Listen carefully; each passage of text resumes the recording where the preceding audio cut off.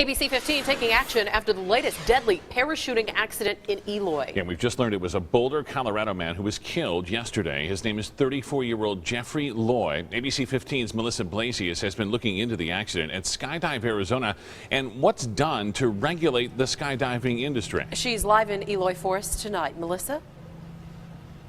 Well, we've just been able to confirm with the medical examiner here in this county that 7 people have died in just over 2 years here at Skydive, Arizona, and we found that all of those people had one thing in common. Skydiving operations back up and running in Eloy after the death of a Colorado man yesterday.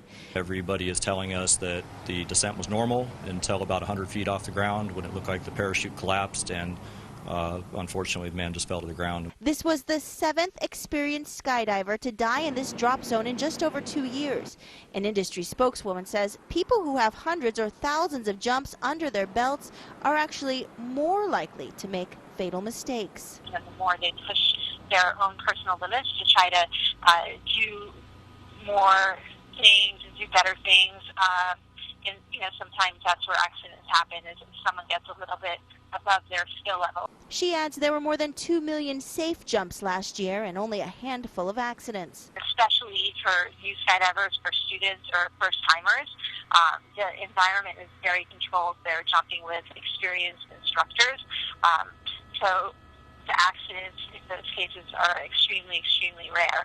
The FAA regulates skydiving, including the pilots, the planes, and the people who pack the parachute. Anytime we do an investigation, we will collect the parachute and any of the rigging or the other equipment that goes with it, and then the FAA does an inspection of that parachute and issues a report.